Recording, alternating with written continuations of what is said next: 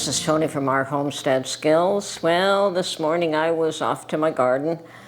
I had prepped the land, actually. I had laid out some ground cover cloth because that plot is just very, very weedy, and I just got tired of digging out weeds on the whole thing. It isn't totally covered in ground cover cloth, but the majority of it is. So just around the edges and in other places, it is not. So there are still some areas where I have to do a lot of weeding. Hopefully the ground cover cloth will limit that to a much smaller degree, easier to handle, especially since, well, things have changed. Things have changed quite a bit for us. But I did go the other day and pulled out tons and tons of thistles all around the edge, of course. Got rid of those, and then I cut holes in the cloth, and I put bamboo stakes in, which I had, and that's in preparation to take my little tomato plants over, and today I did that. I took 9 of them. I do have probably that much again, and probably even more than that, so I may do a second row. But right now I've got 9 in, which is good, and they were at least a foot tall, most of them, so they weren't tiny. So even though I'm late putting them in the ground, they should do just fine because they've had ample time to grow here in one large pot, except that they were just a little bit crowded in that pot, and it was time to transplant them.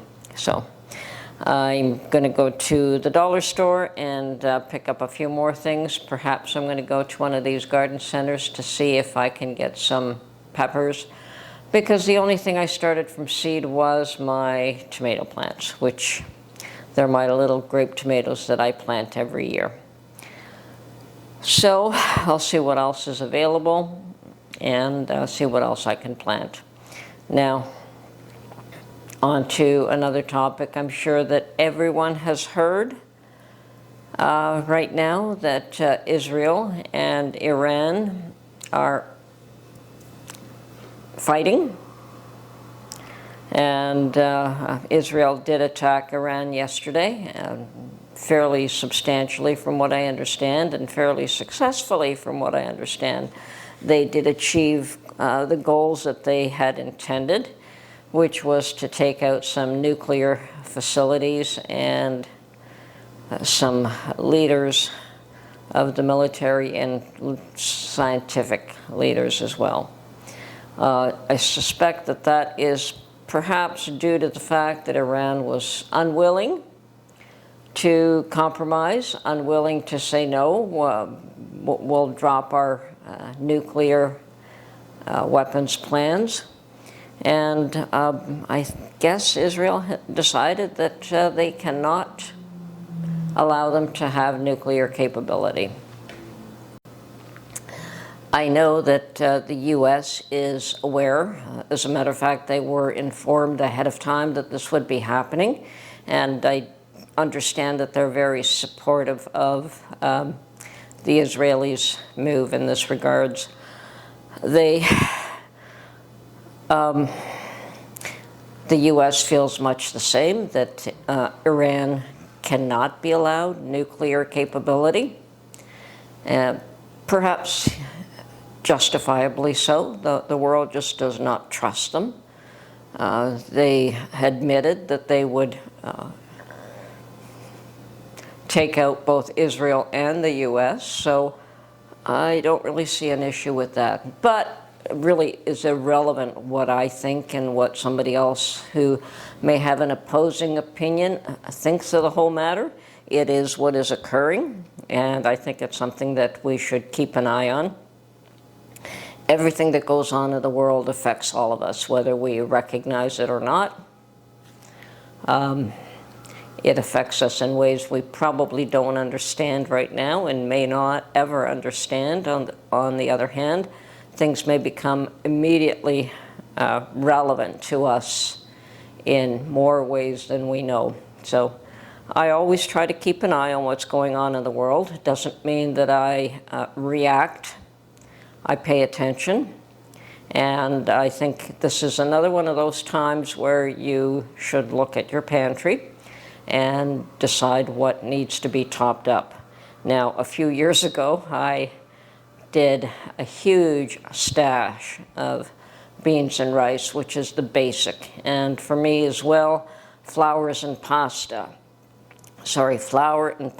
salt and pepper and sugar. There are a few things that are basic and that I try to keep a large amount of them. Salt is one of them. I keep I think I have more salt than I need for the next 5 years. But the body needs salt, so that is one of those things that you have to try to remember to keep on hand. What can your body do with and what can you do without? There is so much that you can do without. I mean, when Mark and I were down in Alabama with no real kitchen, and we did have cooking facilities, but no real kitchen, no real place to store a lot of food except the fridge, of course. So you learn to realize that you don't need cupboards stocked full of everything, every spice imaginable, which I do have here. I have cupboards that probably, things in there that I probably haven't touched in 2 years and probably should pull out and see if they need to be disposed of. But that's just the way it goes. You get accustomed to having everything available to you. And at some point, it becomes,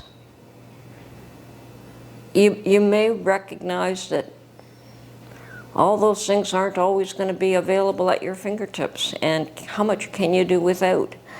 I've learned how to do without a long time ago. I can be a minimalist if I need to be. I could live off peanut butter sandwiches. I love peanut butter sandwiches. Most people cannot. Naturally, that wouldn't be the only food, but I think you know where I'm getting at here. You don't need the variety that we have. You don't. And if push came to shove, and if you didn't have that variety, how well would you handle it?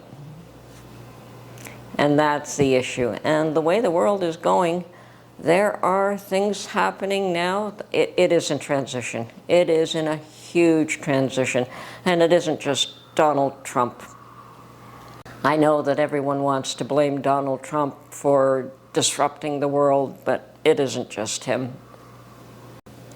Biden beforehand did a fair job of disrupting the U.S. in a big way too. So every time you turn around, there are world leaders that are causing people to either rethink what they're doing or be very angry or be very satisfied. It depends on which side of the fence you're on. The Israelis are saying, no, this is a matter of our survival, so this is the action we're taking.